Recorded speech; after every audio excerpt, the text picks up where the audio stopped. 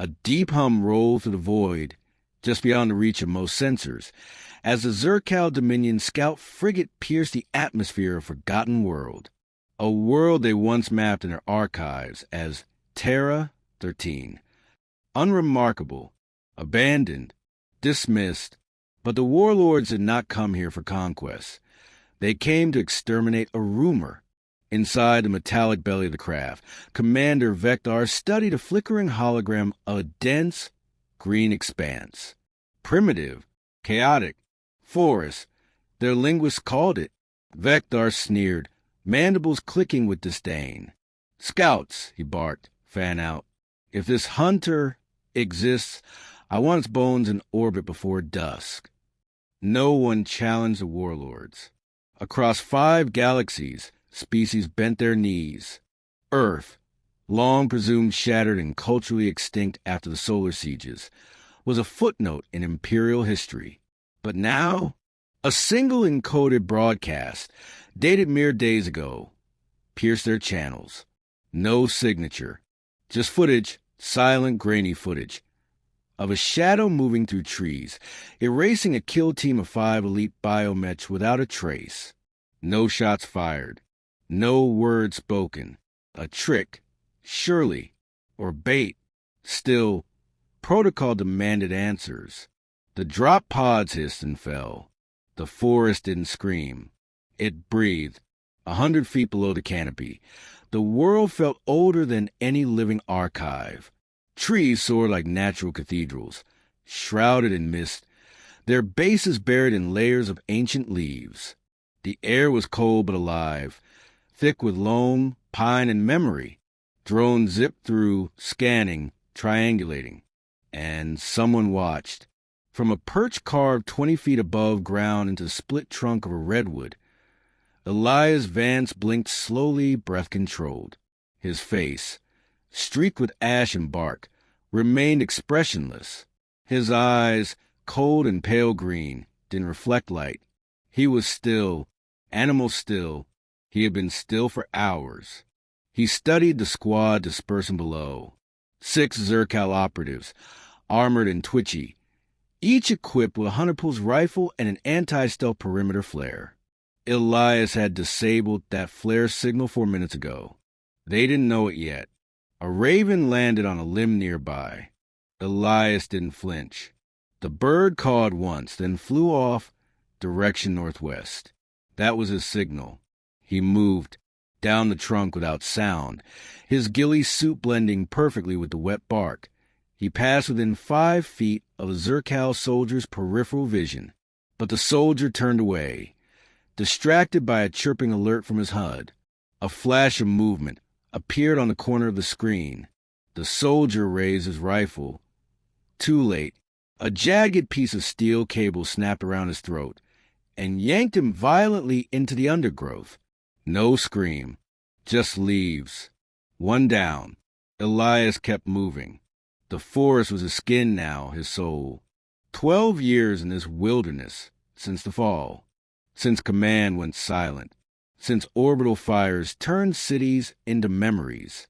He had buried teammates and burned orders. Now he answered to instinct. They thought Earth had no warriors left. They were wrong. The Zerkal soldiers regrouped, confused. Biosigns disappeared. Commander Vector's voice barked through their comms. Split formation. Thermal scans on max. The acid is near. Elias was already inside their formation, crouched in the underbrush, inches from a trooper's heel. He waited. The soldier moved. So, did he? A silent dart, carved bone, dipped in paralytic resin, punched into the soldier's spine. Body limp. Elias caught him before he fell. 2 down. They were trained, efficient, but they weren't hunters. They were predators used to submission, not challenge, not fear. By dusk, only one Zerkal remained, breathing hard, trapped in an improvised snare upside down, blood dripping from a shallow wound on his shoulder. His rifle was gone. So was his comms rig. Elias stepped into view. For the first time in days, He made noise, a single word. Gravel low. Why? The Zercal stared upside down, struggling against the wire. You're human? Elias's face didn't change. There are none left, the soldier said, coughing. Earth is dead. Elias tilted his head. Then what are you doing here? No answer, only fear. Behind them, the wind picked up, brushing through high branches. Distant howls, natural or not, echoed through the canyons. The soldier began to shiver. Elias stepped closer, pulled something from a pouch on his chest, and tossed it beneath the swinging body. A transmitter, still warm, the soldier's own. I'm sending you back, Elias said, alive, but limping. The Zercal's breath caught. You let me go? No, Elias said. I'm letting you carry a message. With a flick of his blade, the rope snapped. The soldier crumpled onto the soft earth. His vision spun. Elias was already gone, swallowed by green. Far above, aboard the mothership, Vector watched the live feed sputter and die. Last known visuals. One of his men strung upside down, body intact but clearly broken. A whisper, inaudible but visualized through lip movements. You should have left us forgotten. The commander's claws tightened on the railing. Send a tactical sweep, he growled. If the ghost wants war, we'll give him a firestorm. But in the shadows of the forest, Elias stood on a ledge, watching stars blink between branches. He didn't want war. He wanted silence. They wouldn't give it, so he'd take everything else. And somewhere deeper in the wood, a figure no taller than a child crouched behind a log, eyes wide, watching the strange man melt into the trees. She clutched a handmade doll wrapped in bark. Her name was unknown, her story unwritten. But for the first time in her life, she wasn't afraid, because the forest had a guardian, and the warlords had no idea what was coming. The fire crackled low, more ember than flame, casting orange light across a hollowed-out rock overhang where Elias crouched, checking the fletching on a bone-tipped arrow. The girl sat a few feet away, silent but watchful, her knees drawn up under a cloak of stitch bark and animal hide. She hadn't spoken yet, not a word. He hadn't pressed her. Trust wasn't currency in the wild. It was earned in stillness, in time, in the unspoken acts of survival. He'd first seen her days ago, barefoot, thin, skimming through the underbrush like something half-feral. At first, he thought she was a hallucination, a ghost of the children he'd lost in the firestorms. But she was real. He found her again, crouched in the crook of a fallen pine, clutching a sharpened stick as if it were a sword. Dirt streaked her face, but her eyes held a sharpness Elias recognized instantly. She wasn't broken. Not yet. Just cornered. He hadn't said much then, just left dried meat and a water pouch in her path. She followed him the next day, and the next. Now, 3 days in, she sat close enough to reach. She was maybe 10, 11 at most, too young to have seen the sky before the ash. She had never known a city. Her earth was bark, moss, and survival. He watched her as he worked, not with curiosity, but with caution. The forest tolerated no noise, no weakness. If she was to stay, she had to learn fast. Elias had not spoken aloud in months before her. His voice came slow now, rough like old canvas. What's your name? No answer. Only the blink of dark eyes reflecting firelight. He nodded once. All right, no names. He reached into a pouch, pulled out a sliver of dry root, broken in half, and handed one piece over. The girl hesitated, then took it and chewed slowly, watching him as though afraid he might disappear if she looked away too long. He did not disappear. Instead, he stood and began securing their perimeter. Trip wires, scent traps, a thin line of ash around the camp that would smear across. He moved like a specter, and the girl followed her eyes, memorizing every step. Above them, stars are behind a lattice of thick fog. The warship in orbit had moved, repositioned. Elias felt in his bones more than saw it, an instinct honed by years of being the prey that bites back. They would return. More would come, and this time they'd bring fire. That night, Elias dreamed in flickers, fractured images of flares arcing across a city skyline, of boots and mud, of radios crying static as squad mates disappeared one by one. He saw a little boy's face, mud-streaked, smiling up at him. The smile cracked. The boy became ash. Elias woke cold, drenched in sweat. The fire was low.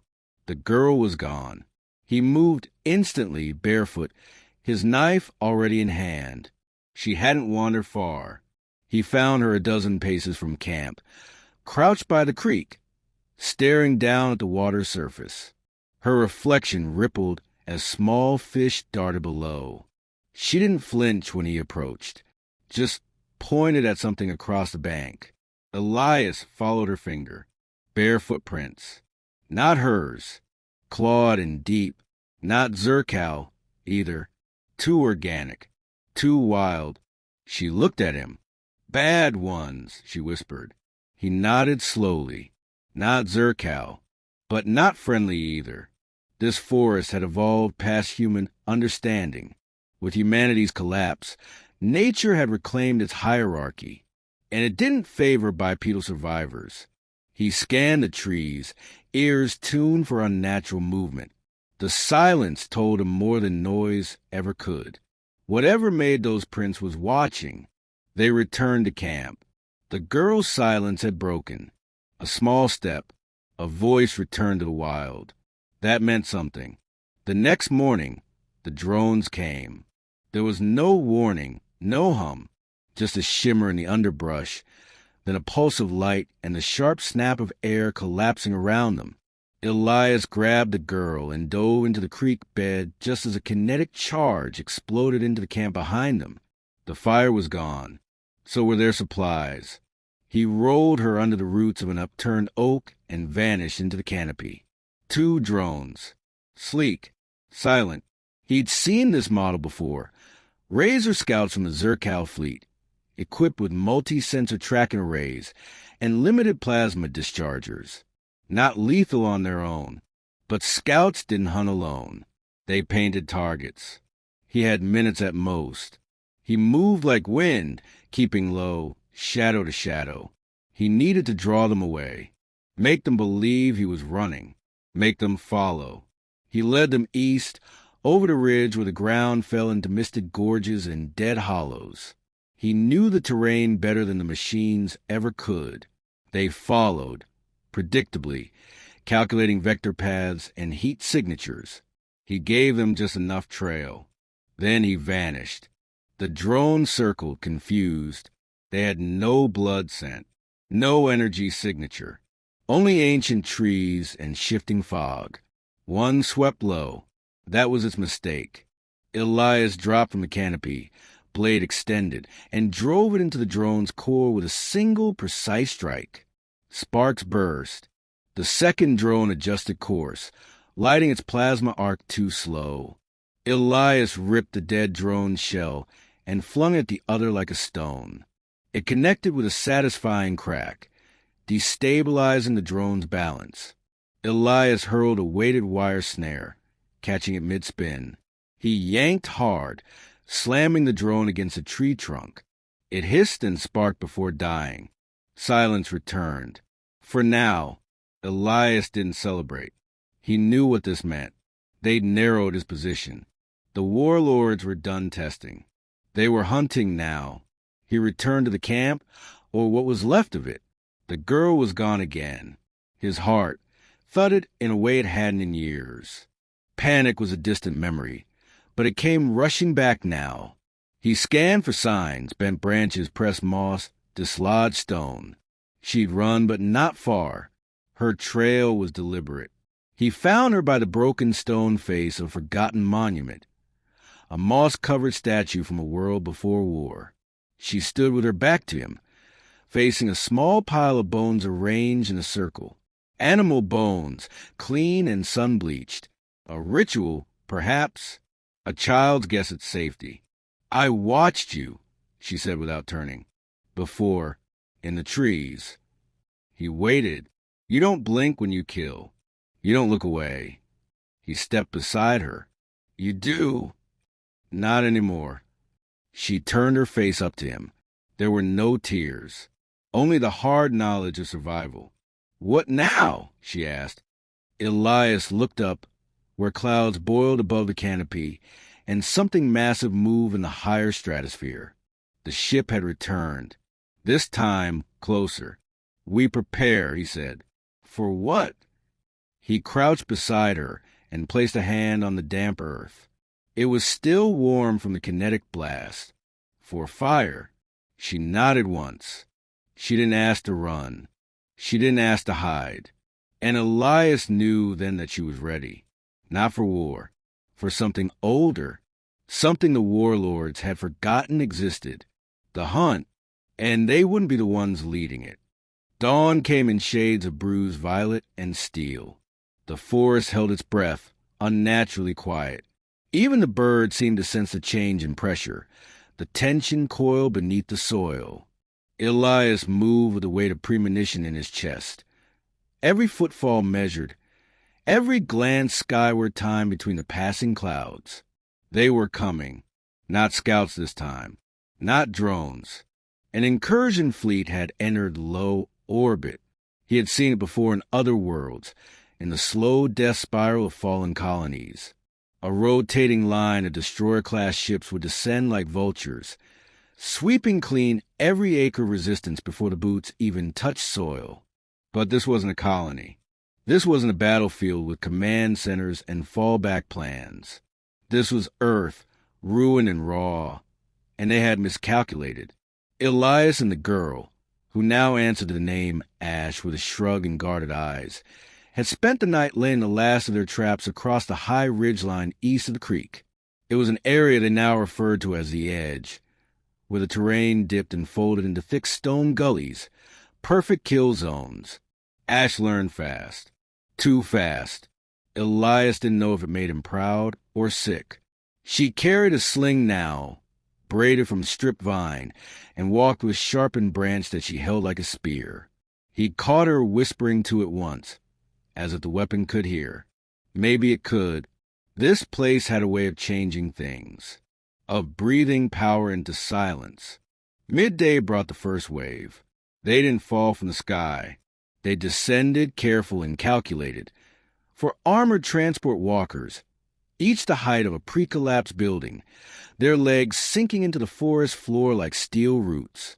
Behind them came squads of Zerkal commandos, flanked by bloodhound drones that sniffed out heat carbon, even hormonal traces. Elias and Ash watched from above, prone in a canopy blind made of moss and ferns, their bodies pressed to the limbs of an ancient oak. Elias pointed, low and slow. "That one. Squad leader. You take the flanks. Distraction only." Ash didn't speak, just nodded, calm as frost. They moved on the wind. Ash dropped first, tumbling through vines like water through rock. She hit the ground rolling and emerged with a flurry of rustling noise. The drones perked up instantly and the squad turned. She darted between trunks, kicking up leaves, mimicking panic. They followed, all but two. Elias dropped next. He landed in silence behind the lead commando and slipped his blade between armor seams with surgical precision. One fell. The other turned too late. Elias was already on him, snapping the rifle's power core with one hand while driving a sharpened stake beneath the rib plate. By the time the others returned, Ash was crouched on a branch, grinning wide-eyed. "Oops," she said. The squad was gone. But this was only the outer net. In orbit, Commander Vector studied the dwindling icons on his holomap. Red pips disappeared one by one, often without distress signals. That disturbed him more than casualties. There was something here, something in the trees that didn't fear the Dominion, something precise, surgical. "We send squads," his second-in-command muttered. "They don't return. Perhaps." "Do not finish that thought," Vector growled. "This is no ghost, no spirit. This is a trained human, possibly a war experiment. One survivor does not constitute threat to a fleet." But the words hung hollow, even to him.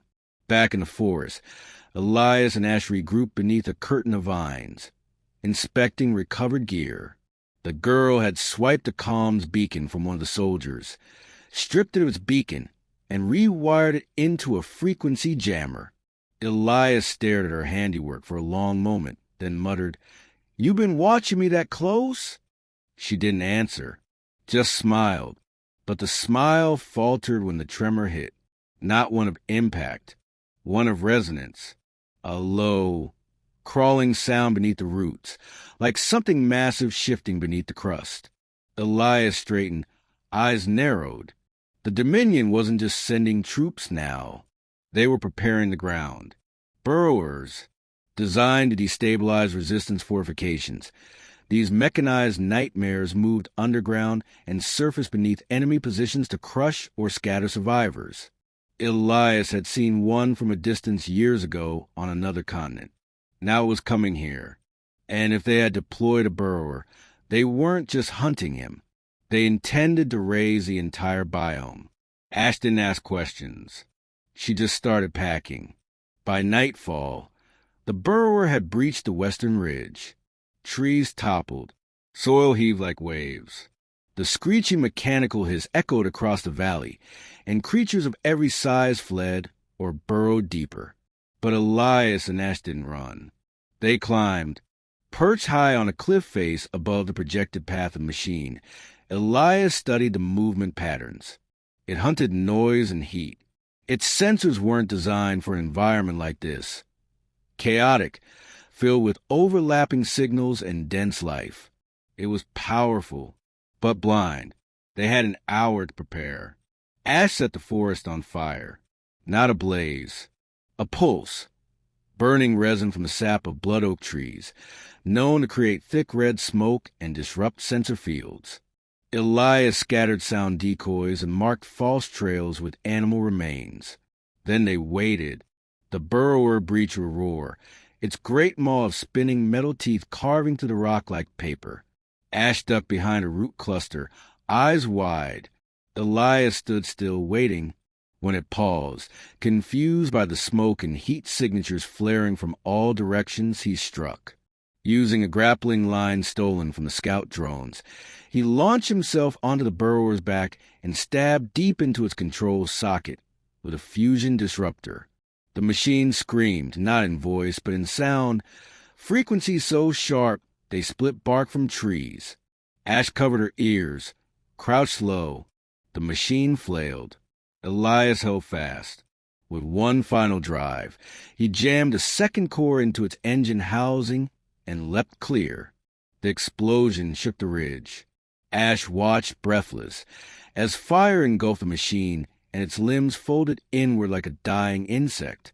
Elias landed hard but whole, his body scorched and bleeding from the shoulder. She ran to him. He was conscious but dazed, eyes half-lidded, breath ragged. She grabbed his arm and hoisted him up with effort beyond her size. Together, they limped to shelter. That night, as the fire died behind them in the air filled with ash and silence, Elias looked at her, really looked. "You could have run," he whispered. Ash shook her head. "Didn't want to." He exhaled slowly. "You don't owe me anything." "I know," she said, voice small but clear. "But they need to know that we're still here." Elias nodded. Tomorrow, the fleet would retaliate. Harder, angrier. But tonight, they had carved a message into the bones of the earth. Not through transmission, through defiance. Earth wasn't silent anymore. And the warlords had just been reminded, you never hunt a forest without the forest hunting back. The morning after the burrower's destruction was unnaturally still. Smoke coiled in the distance, low and smothering, casting a red hue over the valley. The forest, wounded but alive, exhaled slowly. Insects resumed their whispers. Birds circled, uncertain but curious. The silence was no longer fear, it was reverence. Elias stirred beside the remnants of their makeshift shelter, blood crusted on his temple and shoulder, breath shallow but steady. Ash crouched nearby, tending to the fire with practiced movements. Her face was different now, not just older, but weathered, focused. The girl who once flinched at shadows now sharpened blades in silence. She had not left his side. The wounds would heal, Elias insisted. He'd seen worse. But Ash saw the way his hands trembled when he reached for his weapon, the way his eyes fluttered from tree to tree like prey instead of predator. Something inside him had shifted, and in its place, something inside her had risen. By midday, the Dominion ships returned. Not scouts, not walkers, a dread cruiser, the kind that hovered above cities before glassing them into silence, now loomed over the canopy. Its belly glowed with charged plasma lines, pulsating in preparation. The fleet hadn't retreated after the burrower's loss. They had upgraded the threat level. They weren't searching anymore. They were exterminating. Ash stood atop the overlook, wrapped in scavenged scout armor refitted for her size. She watched the cruiser hover, expression unreadable. Behind her, Elias limped forward, leaning on a makeshift cane. He glanced at her, then the sky. They've never done this for one man. Ash didn't look at him. Maybe they finally realized they're not hunting one. Below them, the Dominion began deploying the Scourge drones, burners, scramblers, acid sprayers. Machines built for attrition, not precision. They'd clear the forest to its roots if necessary. For the first time, Elias looked unsure. "There's nowhere left to run," he murmured. "We're not running," she replied. "We're leading." Elias stared at her, seeing something he hadn't before. Resolve, quiet and unyielding, shaped not by rage but by clarity. She didn't want revenge. She wanted legacy. A message, a mark that would outlast both of them. Together they moved. Across the valley, signals burst into life. Old relay points Elias had buried years ago when the forest was still feral. Ash helped reactivate them, sinking beacons, routing power from scavenged cores. She crawled through dead hives, scaled cliffside ruins, leapt between beams of searing light. Elias followed as best he could, directing, instructing. And still, the cruiser descended. Their plan wasn't destroy it. That would have been suicide. But disabling its command relay, cutting its link to the fleet, that was possible. The cruiser depended on those relays to coordinate assaults across the hemisphere. Isolate it, blind it, and it became vulnerable. Not to them. To Earth itself. Elias showed her the approach path. A narrow canyon once flooded by glacial runoff, now bone-dry and strewn with debris. Ash went alone. She moved like shadow through wind. Avoided drones. Evaded scanners. When the final relay rose before her, tall and sleek, and buzzed with Dominion code, she hesitated. Not from fear. From awe. This was the heart of their control. A single pulse from here controlled 1,000 deaths. She climbed. Halfway up, a scanner drone spotted her. She didn't run. Instead, she leapt sideways, grabbing a loose cable and swinging onto a service ledge. From there, she used her makeshift jammer, crafted from stolen cores, to broadcast a corrupted signal through the relay's primary channel. The effect was instant. The cruiser flickered. Across the valley, drone spasmed, fell from the air, veered off course. The Dominion command net collapsed into static. Not permanently, but long enough. Ash dropped from the ledge and sprinted into the trees as the relay exploded behind her. Above, The cruiser hesitated. It shifted course, erratic, uncertain. In the absence of central commands, its AI defaulted to caution. Instead of firing, it hovered, recalibrating. That pause was all Elias needed. He had planted seismic charges beneath the ridge during the last war cycle. Forgotten munitions, unstable but powerful. He led Ash to them now, guiding her through the activation process with halting breath and trembling fingers. As they set the final charge, Dominion gunships broke through the tree line. Ash stood her ground. She activated the sequence with a single word. Now! The earth tore itself apart. The ridge collapsed in a cascade of stone and fire, swallowing the gunships and the cruiser's forward anchor. The vessel dipped, screamed, and listed violently to one side. Its engines flared, then failed. It didn't crash, too massive for that, but it slammed into the valley wall with the force of a landslide, sending shock waves through the forest. Ash and Elias ducked into a ravine and held each other against the tremors. When it passed, there was only quiet. Not silence, not dread, just quiet, the kind that follows a storm. Later, as dusk fell and the sky turned molten gold, Elias sat beside the ruins of an ancient satellite dish, once used to listen to stars. His wounds bled freely now. He wouldn't last another day. Ash knew it. He knew it. Neither spoke of it. Instead, he looked at her and said, "They'll come again." "Yes," she said, "and you'll be ready." Ash nodded. He reached into his coat and pulled free a data crystal. The last of his command logs, memories, battle plans, tactics. He pressed it into her hand. "Give them something to remember," he whispered. She stayed with him until the stars came, held his hand until the fingers went still. She buried him beneath the oldest tree in the valley, where the roots ran deepest and the ground remembered. Days passed, then weeks. The Dominion never returned. Whether by loss or fear or simple reevaluation, the fleet withdrew, not from Earth entirely, but from this forest, from this place. They had come expecting beasts, savages, remnants. They had found something else. A scout, a symbol, a hunter. Ash remained, but not as a child, as a sentinel, as a message to every sky that dared darken the trees again. Here, in this fractured corner of Earth, the war was over, but the warning remained. Not all humans had perished. Some had become something else.